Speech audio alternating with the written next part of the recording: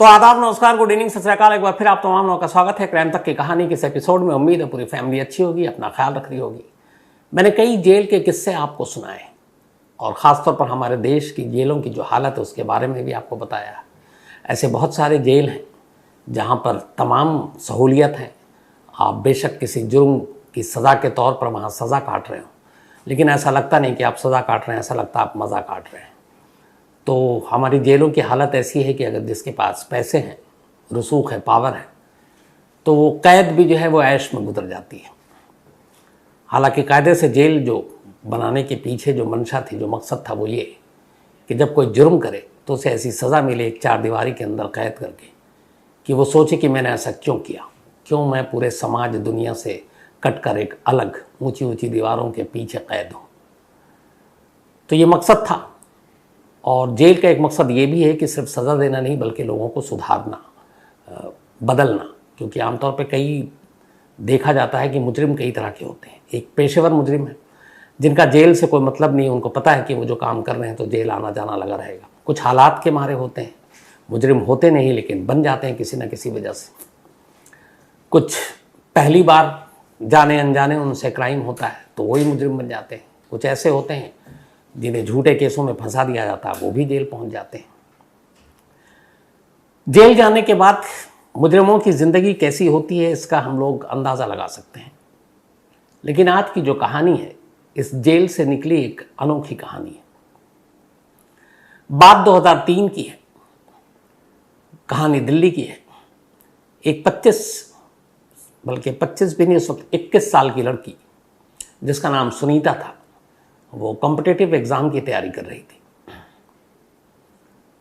इत्तेफाक से जो सब्जेक्ट था उसका, उसमें मेन सब्जेक्ट में वो थोड़ा सा पीछे रह गई थी। कुछ घर के हालात थे, कुछ शायद तबीयत भी ठीक नहीं थी, तो कोर्स जो है वो आगे बढ़ गया, लेकिन वो उस कोर्स तक पहुंच नहीं पाई थी। तो अब फटाफट उसे अपने कोर्स को कंप्लीट करना था। ख़ासतौर पर केमिस्ट्री का जो सब्जेक्ट था, कोर्स था, वो उसका अधूरा था। तो जिस इंस्टीट्यूट में वो ट्यूशन लेने जाती थी, वहाँ केमिस्ट्री पढ़ा करती थी। और वहाँ जो केमिस्ट्री पढ़ाया करते थे वो उसके टीचर थे जिनका नाम था अमित राय, बल्कि अशोक राय एलियस अमित। तो अमित भी लोग पुकारते थे और अशोक राय भी पुकारते थे। तो सुनीता वहीं ट्यूशन लिया करती थी, ट्यूशन पढ़ा करती थी, लेकिन कोर्स थोड़ा पीछे चल रही थी वो शेड्यूल से। तो फिर उसने अमित से कहा कि आप हमें कोचिंग, मतलब एक घर पे भी अलग से ट्यूशन आप दे दीजिए। अमित तैयार हो गया। अब वो सुनीता उसके घर जाने लगी ट्यूशन के लिए, केमिस्ट्री पढ़ने के लिए। धीरे धीरे वक्त बीतता है, सुनीता पढ़ाई कर रही है, लेकिन इस बीच में दोनों के बीच कुछ नज़दीकियां आ जाती हैं। हालांकि इसके दो पहलू हैं, वो आगे बताऊंगा। लेकिन ये सब कुछ चलता रहता है। और उसके बाद 14 अप्रैल 2003 रात 11 बजे अचानक सुनीता की तबीयत बिगड़ती है। सुनीता का भाई भागकर उसके पास आता है, देखता है कमरे में तो मुंह से झाग निकल रहा था। वो अपने भाई को बताती है कि मैंने सल्फास एक टैबलेट या गोली कुछ है वो खा लिया है। भाई उसको फौरन लेकर हॉस्पिटल भागता है। लेकिन हॉस्पिटल जाने के बाद 14 और 15 अप्रैल की दरमियानी रात सुनीता की मौत हो जाती है। भाई को कुछ समझ में नहीं आया। उसने ये बताया ज़रूर था, मरने से पहले उसने कुछ खा लिया है और एक नाम लिया, अमित। और इसके बाद उसे बचाया नहीं जा सका, उसने दम तोड़ दिया। पोस्टमार्टम रिपोर्ट में पता चला कि उसने कुछ पॉइजनस चीज़ खाई है, ड्रग्स के जो दवाएं हैं कुछ ज़्यादा मकदार में। अब पुलिस की टीम घर पहुंची क्योंकि मामला एक सुसाइड केस का था। घर से एक सुसाइड नोट मिला। ये सुसाइड नोट सुनीता के हाथों का लिखा हुआ था, लंबा चौड़ा ये सुसाइड नोट। उसमें सुनीता ने अपनी पूरी कहानी लिखी। उसने बताया कि मैं अमित से ट्यूशन पढ़ा करती थी केमिस्ट्री की कोर्स में, चूँकि मेरा शेड्यूल से मैं पीछे थे, फिर घर जाने लगी। फिर कई बार ऐसा हुआ कि अमित ने कहा कि हम लोग एक दोस्त हैं, दोस्त की तरह भी बात कर सकते हैं, क्योंकि दोनों में थोड़ा सा वो टीचर और स्टूडेंट्स वाली जो दूरी थी वो रहा करती थी। लेकिन धीरे धीरे अमित खुला। फिर उसने कहा कि एक रोज़ अमित ने कोई कोल्ड ड्रिंक दी, उसके बाद मुझे कुछ समझ में नहीं आया। फिर उसके बाद अमित से बहुत फ्रैंक हो गई और धीरे धीरे दोनों दोस्त बन गए। फिर उसे लगा कि शायद अमित उससे प्यार करता और अमित उससे शादी करेगा। इसके बाद इन दोनों के बीच में रिलेशनशिप बन गया। अब दोनों के बीच रिलेशन भी था, पढ़ाई भी थी, सब कुछ चल रहा था। लेकिन फिर बाद में एहसास हुआ कि शायद अमित उससे शादी नहीं करेगा। और एक जगह उसने लिखा कि अमित ने एक बार उसे कहा था कि एक मेरा दोस्त है, उसके साथ भी तुम्हें रिलेशन बनाना है। तो मैं उस दिन हैरान रह गई, शायद अपने उस दोस्त से अमित को कोई फ़ायदा उठाना था। तो तब मेरा दिल टूटा और फिर मुझे लगा कि मैं क्या कर रही हूँ, मैं कहाँ हूँ, मैं सोसाइटी को क्या दिखाऊंगी अपना, और अपने परिवार की बदनामी होगी। तो इन सारी चीज़ें, उधर वो शादी की बात से अमित का पीछे हटना, इन सारी चीज़ों ने मुझे तोड़ दिया। और इसके बाद अब मेरे पास जीने का कोई रास्ता नहीं है, और इसीलिए फिर मैंने मरने का फ़ैसला किया। तो मेरी मौत के लिए ये अमित या अशोक राय जिम्मेदार होगा। ये सुसाइड नोट में पूरा लिखा। और उसके बाद सुनीता की मौत हो गई। अब सुनीता की मौत के बाद और इस सुसाइड नोट के सामने आने के बाद पुलिस ने केस दर्ज किया अबेटमेंट ऑफ सुसाइड, खुदकुशी के लिए उकसाने का, और उस रिलेटर के हिसाब से रेप का भी।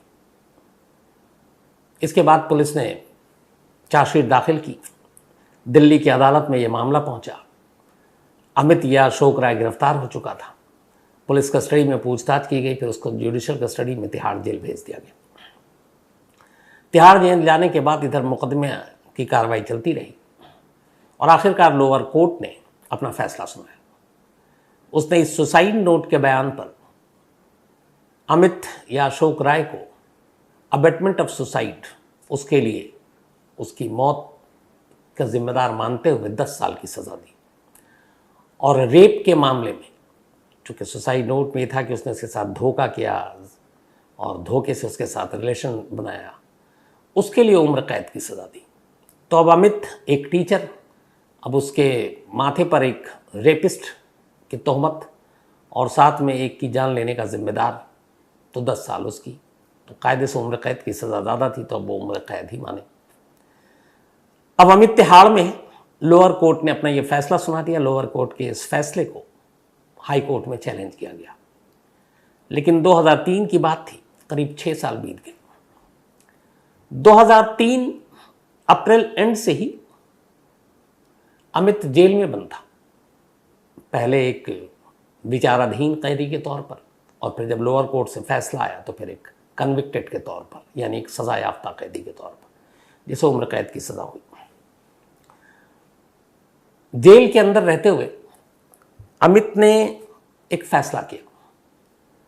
वो उसने कोर्ट में ये कहा था कि उसने सुनीता का रेप नहीं किया है, और ये सब कुछ दोनों की सहमति से हुआ। और वो जो एक जगह पे उसने ये कहा है कि मैं किसी और दोस्त के सामने उसको पेश करने की बात कर रहा था, वो भी गलत है। हालांकि उसके कोई सबूत भी नहीं मिले, लेकिन फिर भी अदालत ने मुझे सज़ा सुनाई उम्र कैद की। अब वो जेल के अंदर है और उसने कहा कि अब मैं क्या करूं। हाई कोर्ट में ये मामला गया। इस दौरान में अब कोर्ट कानूनी लड़ाई जारी है।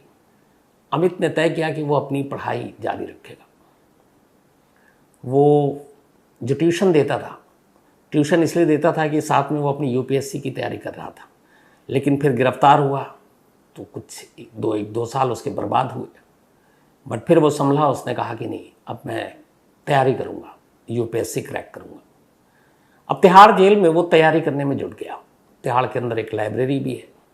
जिस जेल नंबर में था, उस जेल के जेलर ने भी देखा कि ये पढ़ने लिखने में ज़्यादा इसका दिमाग चलता है, बाकी कैदियों से अलग उसका रूटीन दिन भर पढ़ाई में ही है।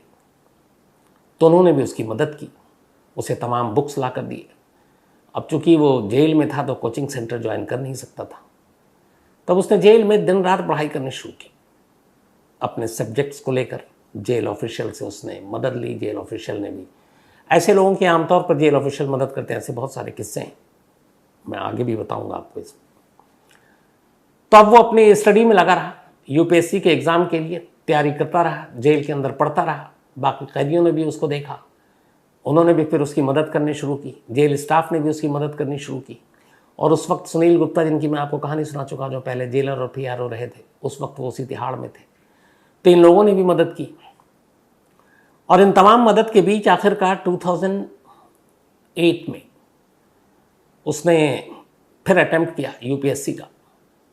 5 साल हो गए थे उसको तिहाड़ में रहते हुए गिरफ्तारी के बाद, और इस दौरान में अब उसको सज़ा भी हो चुकी थी। फिर उसने शुरुआती एग्ज़ाम क्लियर किया, फिर मेंस की बारी आई, उसने मेंस क्लियर किया, अब इंटरव्यू बचा, और इत्तेफाक से उसने इंटरव्यू भी क्लियर कर लिया। तिहाड़ जेल में रहता हुआ, जिसके ऊपर एक रेप का इल्ज़ाम लगा, जो रेप में कन्विक्ट हुआ, उम्र कैद की सज़ा है, मतलब उम्र कैद उसे जेल में काटनी है। 2009 में जब रिज़ल्ट आता है यूपीएससी का, तो उस रिज़ल्ट में अमित या अशोक राय यूपीएससी न सिर्फ क्रैक करता है, बल्कि उसकी रैंकिंग भी हाई होती है, और वो आईएएस के रैंक में आता है, इंडियन एडमिनिस्ट्रेटिव सर्विस, भारत की सबसे बड़ी जो ब्यूरोक्रेसी है, जो ब्यूरोक्रेट्स होते हैं। क्योंकि यूपीएससी में एक जो सबसे हाईएस्ट रैंक होता है वह है आमतौर पर आईएफएस, इंडियन फॉरेन सर्विस, जिसमें आप विदेशी में, जो विदेशों में अपनी एम्बेसीज हैं वहाँ, फिर आगे चलकर आप एम्बेसडर और ये सारी चीज़ें बनते हैं। तो आईएफएस के बाद आईएससी होता है, उसके बाद आईपीएस होता है जो पुलिस सर्विस है। तो कायदे से उसने आईएएस क्रैक किया। अब वो एक आईएएस अफसर है, इस देश को चलाने वाले जो ब्यूरोक्रेट्स हैं कायदे से, उसमें उसकी अब गिनती हो गई। खुशी का ठिकाना नहीं। तिहाड़ जेल में जब इस रिज़ल्ट की खबर पहुंची, पूरा तिहाड़ खुश, तिहाड़ के ऑफिशियल खुश कि उनका एक कैदी, उसने इस देश के सबसे टफेस्ट एग्ज़ाम को क्लियर किया, वो भी जेल में रहते हुए, बिना कोचिंग के, बिना कहीं आईएएस एकेडमी और ये जो सारी दुकानें खुली रहती हैं वहाँ जाए हुए, सिर्फ अपनी मेहनत के बलबूते पर। पहली बार था ये देश के इतिहास में जब किसी जेल में रहते हुए किसी कैदी ने, वो भी सज़ा याफ्ता, देश के सबसे मुश्किल और सबसे बड़े एग्ज़ाम को पास किया। अब वो आईएएस बन गया। लेकिन ये खुशी थोड़ी देर की थी अभी। क्यों? क्योंकि अब वो कन्विक्टेड है और इधर रिजल्ट आ गया आईएएस। अच्छा, यूपीएससी में ये कि जब आमतौर पर कोई क्लियर होता है तो उसमें अभी तक बहुत सारी चीज़ें हैं कि आपके क्रिमिनल और ये सारी चीज़ों को उनका उस वक्त तक कोई मतलब होता नहीं है। लेकिन अब यहाँ कानून के सामने दिक्कत ये है कि अमित या अशोक राय आईएएस के लिए सिलेक्ट हो गया है। अब उसे ट्रेनिंग दी जानी है, जो यूपीएससी और इनकी अपनी आईएएस की एकेडमी और वो है उत्तराखंड मसूरी में। लेकिन वो तो जेल में बंद है, उम्र कैद की सज़ा काट रहा है। कैसे उसे बाहर किया जाए, कैसे वो आईएएस अफसर बने? फिर लोगों ने कहा कि ये एक रेपिस्ट केस के ऊपर वो लगा हुआ है कलंक, कैसे क्या होगा? तिहाड़ जेल और दिल्ली सरकार, फिर इन लोगों ने मिलकर कहा कि नहीं, ऐसे लोगों की कुछ मदद करनी चाहिए। हाई कोर्ट में ऑलरेडी निचली कोर्ट के फैसले को चैलेंज कर रखा था। 9 फरवरी 2009 जिस साल ये रिजल्ट आया, उसी की साल की बात है।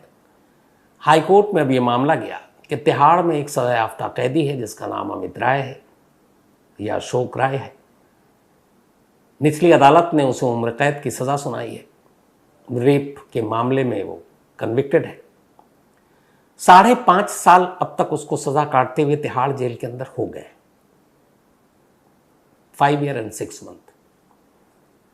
लेकिन जेल में रहते हुए उसने जो अपना आचरण, जो बिहेवियर दिखाया और जेल में रहते हुए एक एग्जाम्पल सेट किया कि उसने शायद अपने उस कर्म या जो भी उसने बुराई की थी उससे खुद को बदला और इन चीज़ों से खुद को पार किया और अपनी मेहनत से इस देश के सबसे मुश्किल एग्ज़ाम को भी क्लियर कर लिया। तो इसीलिए उसके साथ अदालत कुछ रहम दिखाए और 5.5 साल ऑलरेडी वो जेल में काट चुका है। अब ये मामला जब हाई कोर्ट के सामने आया तो बड़ी अजीब उस वक्त सिचुएशन ये थी कि एक तो रेप का इल्ज़ाम, ऊपर से कन्विक्टेड। हालांकि अभी हाई कोर्ट ने अपनी सज़ा उस निचली कोर्ट पे नहीं दी, हो सकता है हाई कोर्ट बरी भी कर देती या कम कर देती, लेकिन उसकी नौबत नहीं आई क्योंकि उससे पहले यूपीएससी का रिजल्ट आ गया है। हाई कोर्ट ने पूरी दलील बहस तमाम चीज़ें सुनी। दूसरी तरफ से कहा गया कि नहीं, क्या कोई एक अच्छा एग्ज़ाम पास कर ले तो उसके आप जुर्मों को भूल जाएंगे और रेप जैसे संगीन जुर्मों को। तो फिर अदालत ने कहा कि ठीक है, हम इस पर फैसला सुनाएंगे, लेकिन इस पूरे केस को भी एक बार स्टडी करते हैं। अब यहाँ ये ध्यान रखें कि अभी निचली कोर्ट का जो फैसला है अभी तक उसका फैसला आया नहीं है, लेकिन उससे पहले ये आईएएस वाला मामला आ गया। हाई कोर्ट ने फिर निचले कोर्ट के तमाम फैसलों को सुना, पढ़ा, उस सुसाइड नोट को फिर डिटेल में पढ़ा, जो गवाह और बाकी चीज़ें थी उनको भी टटोला। इसके बाद 9 फरवरी 2009 को दिल्ली हाई कोर्ट ने अपना फैसला सुनाया और उस फैसले में जो उन्होंने पहले कहा वो ये कि सुनीता ने खुदकुशी की और इस खुदकुशी के लिए सीधे तौर पर अशोक राय जिम्मेदार है, इस पूरे चार्जशीट और गवाहों और खुद सुसाइड नोट से ये क्लियर नहीं होता है। एक्चुअली एबटमेंट ऑफ सुसाइड में एक बड़ी टेढ़ी सी चीज़ होती है कि अगर सामने वाला कोई खुदकुशी कर रहा, सपोज मान लीजिए वो फांसी लटक कर फंदे से झूल जाता है, तो वो चीज़ें उस सामने वाले ने मुहैया की, वो रस्सी लाया, वो दुपट्टा दिया या तार दिया, डायरेक्ट दिया, ला कर दिया, ये चीज़ें अगर साबित होती हैं तो ज़्यादा ईजी होती सज़ा देना। अगर उसने कोई जहर खाया तो क्या वो जहर लाने वाला भी वही था। तो यहाँ पे कोर्ट ने कहा कि जब सुनीता ने खुदकुशी की तो इस खुदकुशी की जानकारी उसे नहीं थी, अशोक राय को, और इस खुदकुशी में सीधे वो इन्वॉल्व नहीं था। ये पहली चीज़। दूसरी, अब उसके साथ जो धोखा हुआ,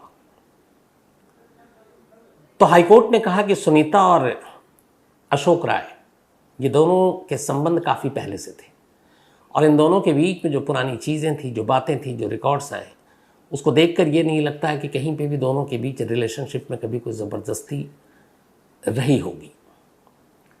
जो रिपोर्ट आई उसमें भी ये बात थी कि कहीं रेप के सबूत नहीं मिले। तो जो कुछ हुआ दोनों की सहमति से हुआ।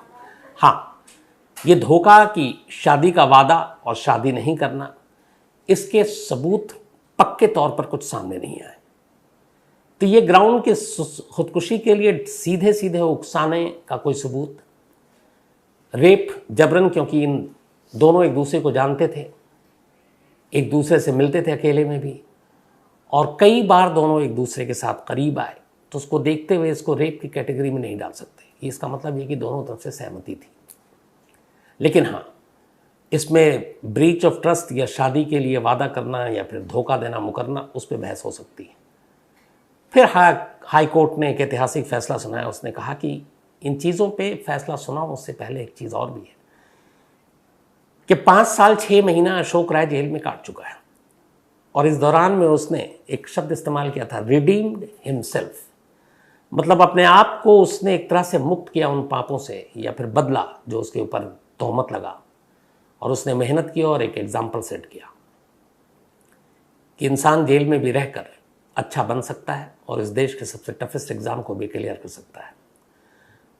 तो हाईकोर्ट का फैसला आया कि उसके इस जुर्म यानी कि सुनीता की मौत और उसके साथ बलात्कार की जो शिकायत थी, उसको देखते हुए जो निचली कोर्ट ने सज़ा सुनाई, उम्र कैद, उसको ये अदालत अभी तक उसने जो 5.5 साल जेल में रहा है, उन 5.5 साल की ही सज़ा को मतलब पूरा मानता है और इन 5.5 साल की ही सज़ा के आधार पर अब उसे आगे सज़ा नहीं दी जाए और उसे जेल से रिहा किया जाता है ताकि वो बाहर निकल कर एक IAS अफसर बने।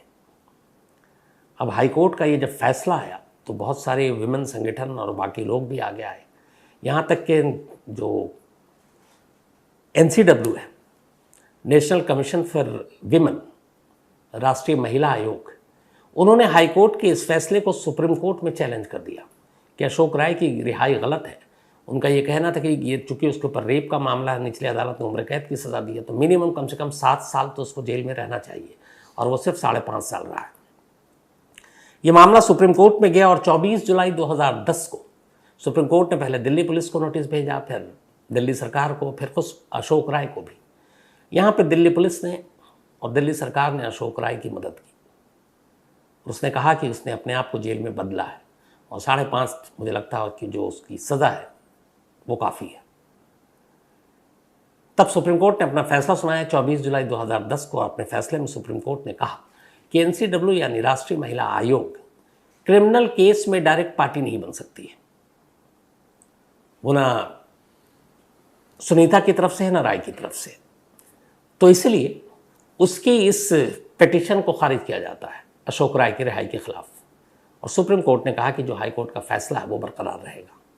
आखिरी हडल इस तरीके से पार हो गया और इसके बाद अशोक राय तिहाड़ जेल से रिहा होता है, फिर IAS की ट्रेनिंग लेता है और फिर IAS अफसर बनता है।